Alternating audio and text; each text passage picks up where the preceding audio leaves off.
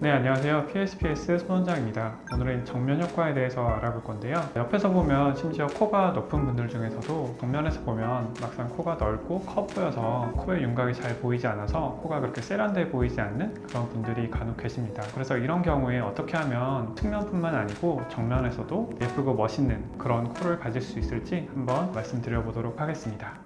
총 3가지 방법에 대해서 말씀드릴 건데요. 콧대에서부터 코끝까지 어떻게 하면 이런 정면 효과를 얻을 수 있을지에 대해서 같이 한번 알아보도록 하겠습니다. 네, 먼저 첫 번째로 이제 콧대가 넓어 보이는 경우가 있는데요. 콧대가 낮으면서 콧대가 넓어 보이는 경우가 있고, 콧대가 높으면서도 콧대가 넓어 보이는 경우가 있습니다. 먼저 콧대가 낮으면서 넓어 보이는 경우는 코뼈가 넓지 않은데 단순히 콧대가 낮기 때문에 정면에서 좀 펑퍼짐해 보이는 경우가 있거든요. 이런 경우에는 간단하게 콧대 보형물, 실리콘도 있고 기증진피도 있겠죠. 이런 보형물을 사용해서 콧대를 높이면서 자연스럽게 그 콧대의 윤곽을 좀 만들어줄 수가 있습니다. 물론 이럴 때 너무 과도하게 콧대를 높이면 실리콘 등 그 보형물의 마진이 너무 적나라하게 비쳐 보일 수가 있어서 이럴 경우에는 주의해서 적절하게 콧대를 높여주는 것이 중요합니다. 그리고 콧대가 높으면서도 콧대가 넓어 보이는 경우가 종종 있는데요. 이런 경우는 보면은 콧대의 그 윤곽이 이렇게 넓은 경우가 있습니다. 그럴 경우에는 이제 콧대의 그 코뼈를 좁혀줘야겠죠.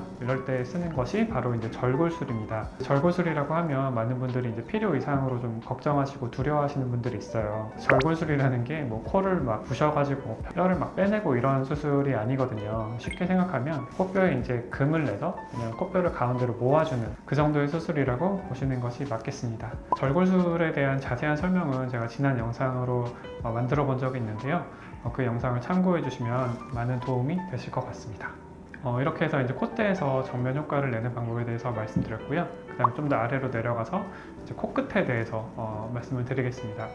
코끝이 정면에서 볼 때 두툼하고 커 보이는 거를 보통 이제 보코라고 하는데요. 이런 보코는 기준을 잡는 거에 따라 다르겠지만 동양인의 한 50%그 이상에서도 많이 갖고 계신 것 같아요. 그래서 이런 보코를 좀 얄쌍하고 세련되게 잡아주는 게 동양인의 그런 코 수술에서 아주 중요한 부분인데요. 이런 보코를 개선하려면 어떤 점을 개선시켜야 될까요? 이 보코를 개선시키는 방법에는 크게 이제 3가지 방법이 있어요. 먼저 첫 번째로는 코끝에 있는 과도한 조직을 좀 덜어주는 겁니다. 상담 때 이제 많은 분들이 코끝에 있는 지방을 빼내는 거냐고 물어보시는 분들이 있는데, 엄밀히 말하면 이제 지방도 있고 스마스층이라고 해서 코와 피부와 그 안쪽의 연골 사이에 있는 그런 조직이 있습니다. 조직층을 잘 덜어내서 그걸 빼주면 그만큼 코의 어떤 볼륨감을 줄여줄 수가 있겠죠. 그 방법이 이제 첫 번째가 되겠고요. 그 다음에 두 번째로는 코끝에 있는 연골, 날개 연골의 그 모양을 조작해주거나 잘 모아주는 것입니다. 연골이 간혹 너무 큰 경우가 있는데요. 그럴 경우에는 일부를 좀 잘라줘서 크기 자체를 좀 줄여줘야 되고요.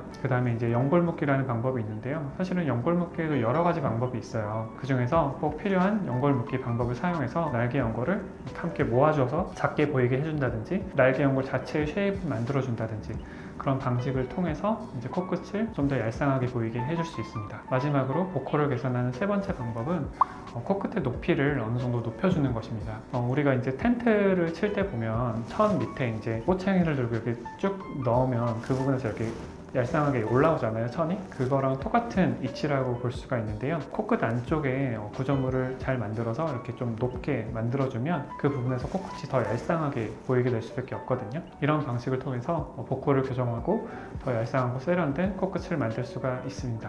이렇게 보코를 교정하는 3가지 방법에 대해서 말씀드렸고요. 방금 말씀드린 부분도 제가 지난 보코 영상에서 좀 설명드린 부분이 있어서 그 영상을 좀 참고해 주시면 많은 도움이 될 겁니다.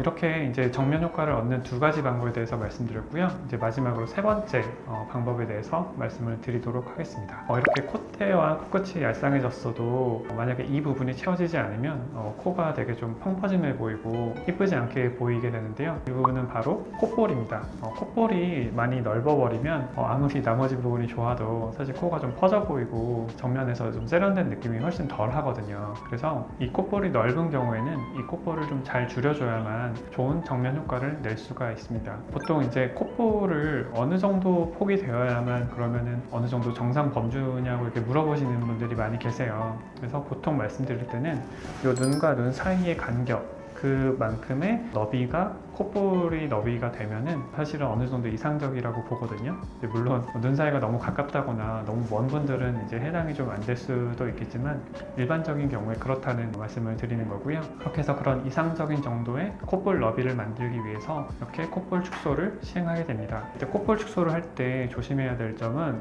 콧볼 축소야말로 너무 과도하게 하면 안 되거든요. 어느 정도 안정적인 범주 내에서 시행을 해야만 좋은 결과를 낼 수 있고, 콧볼 축소의 경우에는 한번 너무 과도하게 수술이 되면은 그거를 되돌리기가 매우 어렵기 때문에 안전한 범주 내에서 시행하는 게 제일 중요하다고 생각합니다. 네, 오늘은 이렇게 정면 효과를 보는 세 가지 방법에 대해서 말씀드렸습니다. 먼저 콧대를 절골술이나 아니면 보형물을 넣는 것을 통해서 좀 얄쌍하게 만들어주고, 두 번째로는 이제 코끝에 보코를 교정해주는 방법, 그 다음에 세 번째로는 넓은 콧볼을 줄여주는 방법, 세 가지를 말씀드렸습니다. 본인이 정면에서 볼 때 좀 코가 넓고 좀 세련되지 못한 모양을 가지고 계신다면 이런 방법들을 한번 참고해 보시면 좋겠습니다. 네, 그러면 저는 다음에 다른 주제로 또 돌아오겠습니다. 감사합니다.